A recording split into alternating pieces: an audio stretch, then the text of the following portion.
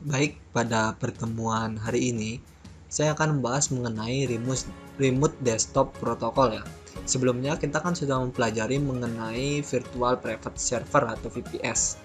Nah, sebelum kita mempelajari lebih jauh ya mengenai VPS, lebih tepatnya kita nanti untuk bagaimana cara menginstal VPS ya dan menggunakan aplikasi apa atau sistem operasi apa untuk melakukan instalasi VPS. Nah, kita harus mengetahui dulu apa itu Remote Desktop Protocol atau sering disebut RDP. Nah, RDP ini memang sangat sering ya disebut sebagai VPS.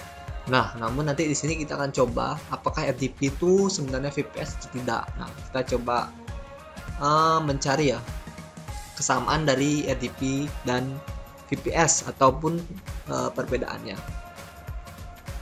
Nah, kita mulai dari pengertiannya dulu ya. Remote Desktop Protocol atau RDP itu adalah fitur yang dimiliki sistem operasi berbasis Windows yang bisa ditemukan pada seri Windows yang berguna untuk melakukan remote komputer jarak jauh secara online.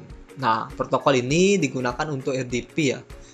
Itu menggunakan TCP port dengan menggunakan TCP ya, dan port itu 3389. Nah, ini udah pasti sih untuk port dan protokol yang digunakannya. Nah, oke, di sini kita coba lihat lagi ya, dimana statementnya dibilang berbasis Windows. Sebenarnya ini lebih tepatnya dia sekarang berbasis GUI ya, karena Linux ataupun Mac pun itu sekarang sudah bisa menggunakan RDP. Nah, namun kalau misalnya kalian menggunakan RDP itu di macOS atau di Linux, itu kalian harus menginstal aplikasi tambahan, modelnya tambahan untuk RDP tersebut. Kalau kalian bertanya apakah SSH itu bisa kita masukkan sebagai RDP, menurut saya sih nggak masuk, karena SSH itu memang fiturnya untuk meremote, sama juga fungsinya untuk meremote. Cuman SSH itu remote-nya lebih ke CLI-nya ya. Dia ke CLI, jadi kalau kita remote ya kita hanya dilihatkan terminalnya gitu, jadi tidak terlihat tampilan desktopnya. Nah, kalau remote desktop ini ya tampilan desktopnya kita dapat melihat. Jadi itu ya perbedaan remote desktop ya mungkin, atau desktop protokol dengan SSH protokol ya. Nah, fungsi dari RDP itu adalah RDP seringkali digunakan ya untuk orang-orang yang membutuhkan akses koneksi internet yang cepat. Biasanya digunakan untuk web service atau API. Nah, ini sebenarnya fungsinya sama sih kayak VPS ya. Jadi ketika kalian membutuhkan suatu hal seperti kecepatan internet yang besar atau penyimpanan yang besar, akses yang lumayan full akses gitu. Nah, RDP ini bisa jadi salah satu kemungkinan kalian kalau kalian tak bisa membeli VPS. Karena RDP memang jatuhnya lebih murah ketimbang VPS. Nah, di sini seperti yang saya bilang ya, itu kebutuhan ya bagi orang yang membutuhkan akses koneksi internet yang cepat. Nah, contohnya ketika kalian mempunyai website streaming ya, contohnya kayak Netflix gitu ya, gampang ya. Nah, itu kan dia membutuhkan koneksi internet yang cepat, ya, dimana aplikasi tersebut nanti akan dikunjungi oleh banyak orang, dan orang juga akan menonton atau mengambil layanan video dari komputer server tersebut. Nah, saat itulah kita membutuhkan yang namanya RDP atau VPS ya, atau mungkin dedicate ya bisa. Nah, cuman di sini lebih konsen ke RDP-nya. Nah, jadi ketika kalian membutuhkan itu, kalian bisa membeli RDP ya. Karena ini memang jatuhnya lebih murah ketimbang dari VPS. Oke. Nah, selanjutnya adalah apakah RDP itu sama dengan VPS? Nah, kalau saya bilang sih berbeda ya. RDP dan VPS itu berbeda, karena jika dilihat RDP dan VPS tidaklah sama ya. Apa yang menjadi pembedanya itu pertama hak aksesnya. Kenapa hak aksesnya berbeda? RDP itu hanya bisa menginstal program. Ya, jadi kita sudah diberikan Windows, entah Windows atau Linux ya, itu sesuai dari apa yang kalian beli. Nah, kita hanya bisa menginstal program di sana, ya, program biasa seperti di komputer biasa. Nah, dan ketika kalian misalnya ingin merubah Windows 7 ke Windows 10 misalnya. ya di RDP kalian. Ya kalian nggak bisa gitu. Jadi kalian butuh akses atau meminta penyedia layanan ya yang kalian beli RDP di mana itu untuk menginstalkan RDP kalian. Nah, itu biasanya sih karena saya juga dulu pernah coba sih dapat RDP gratis, yaitu yang dari Cina. Itu kecepatannya sangat cepat sekali, bisa sampai 15 lebih sih. Nah itu dulu saya gunain untuk download torrent contohnya kayak gitu. Itu setelah saya download torrentnya, itu kan torrent kan cukup lama tuh download, apalagi RDP hidup 24 jam. Nah itu lebih enak di torrent. Dari torrent itu nanti saya upload ke Google Drive atau kemana, baru saya download lagi ke komputer saya. Nah, seperti itu. Nah, yang kedua itulah pembagian beban. Nah, di sini untuk VPS dan RDP, biasanya ya RDP itu biasa saja tidak dimiliki ya oleh satu orang. Jadi satu RDP, nah, ya, contohnya satu RDP itu bisa dimiliki oleh banyak orang. Cuman itu nanti yang cara pembedanya adalah di usernya gitu. Jadi kalian nanti create user di satu Windows yang sama, misalnya ada 10 ya, kalian bisa menjual itu, menjadikan itu RDP ya, 10 RDP gitu. Nah kalau misalnya VPS ya kalau kita sudah punya satu VPS, kita bisa meng-create bukan RDP lagi, tapi bisa meng-create sistem operasi ya lebih dari satu. Nah, itu enaknya VPS. Nah tapi yang seperti saya bilang tadi ya, mengapa di sini saya juga ingin membahas mengenai RDP dan VPS, karena memang RDP dan VPS ini fungsinya sebenarnya sama ya atau mirip, cuman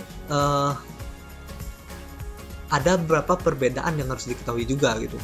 Jadi ketika kalian misalnya mau misalnya andaikan kalian memang membutuhkan cukup satu komputer saja gitu ya, cukup satu komputer, kalian minutes-nya ya kalian cukup beli RDP gitu loh. Jadi kalian ya cuman mau installasi Windows saja gitu. Nah kalau misalnya VPS ya itu bisa kalian create lebih dari satu sistem operasi lah ya itu. Nah sekarang kita coba ya untuk contoh penggunaan RDP. Nah, sebenarnya di sini gampang aja sih untuk contoh penggunaan RDP-nya. Kalian bisa coba ya, kalian buat Windows. Nah buat Windows, terus karena di sini saya salah ya, kalian coba kalau install Windows-nya jangan install Windows Home Basic. Nah di sini saya installnya tuh Windows-nya Home Basic ya, coba Windows 7 Home Basic. Jadi remote desktop-nya ya, kalian buka ini, kalian klik remote desktop. Di sini harusnya kelihatan untuk allow remote desktop-nya, tapi di sini nggak kelihatan ya, karena ini Home Basic. Home Basic kan fiturnya lebih sedikit ketimbang yang lain karena lebih ringan gitu. Nah jadi saya kebalik ini, jadi saya balik sistem operasi saya yang asli ini ya, yang di komputer bukan virtual, itu saya jadikan RDP. Nah di situ kalian sama aja sih caranya, tinggal klik Windows ya, Windows Post Break. Nah itu kalian nanti bisa klik remote setting. Kalau di sini Windows, saya kan Windows 11, saya tinggal nyari sebenarnya remote remote desktop setting. Di sini bisa saya klik. Nah tinggal dihidupin aja ini nanti ya. Nah sini sekarang kita coba ya untuk RDP-nya apakah bisa. Nah kita cari remote desktop connection. Nah karena ini di Windows jadi lebih gampang, kalian masukin, ini tadi saya udah sempat nyoba, jadi tinggal masukin aja. Nah ya, kalian masukin gininya, IP-nya ya. Di sini saya menggunakan IP 1.2 di komputer saya yang di Windows 11. Lalu di sini, nah saya contohkan nih, sebelumnya dia kosong ya, jadi kita ketik IP-nya dulu, baru username-nya. Username-nya apa? Kalian bisa cari di sini. Kalau gampangnya itu cari di control panel sih. Control panel ya. Nah ini masuk control panel, user akun, ke user akun lagi ya. Nah di sini ada manage another akun. Kalau untuk Windows 11, Windows 10 pun juga gitu. Nanti kalian harus masukin password dulu ya, isi password. Jadi kalian buat password ya. Nah, kalau udah buat password, uh, kalau kalian mau tahu user kalian tuh apa ini ya, contohnya saya usernya Agung ya, tinggal saya tulis di sini aja Agung, terus di connect.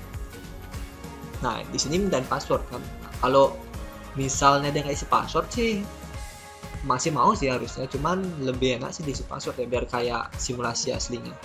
Nah, di sini saya isi password yang saya buat ya. Oke, kita lihat.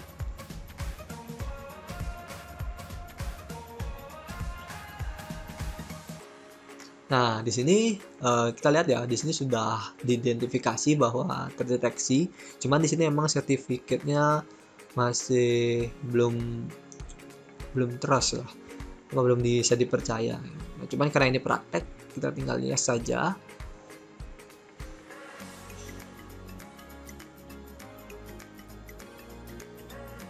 Oke ya, mohon maaf sebelumnya tadi sudah berhasil untuk login, cuman karena saya nge-rebootnya itu ke Windows saya yang asli, yang bukan virtual ya. Jadi kalau kita rebootnya ke yang asli ya, itu langsung stop recordan saya.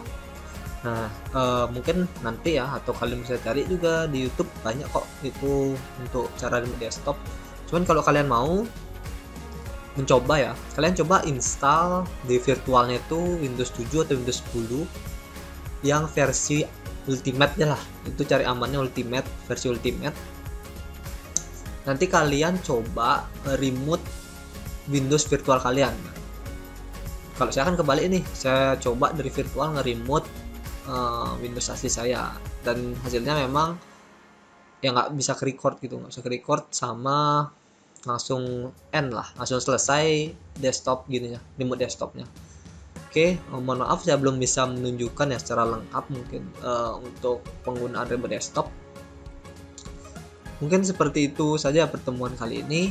Next pertemuan selanjutnya kita bisa untuk mencoba ya instalasi Proxmox ya. Jadi kita coba instalasi VPS. Semoga nanti kalian juga bisa membedakan ya mana VPS itu seperti apa atau RDP itu seperti apa. Oke, sekian untuk pembahasan ya kali ini. Jika ada yang ditanya, silakan kalian tanyakan di grup yang sudah kita buat, dan terima kasih.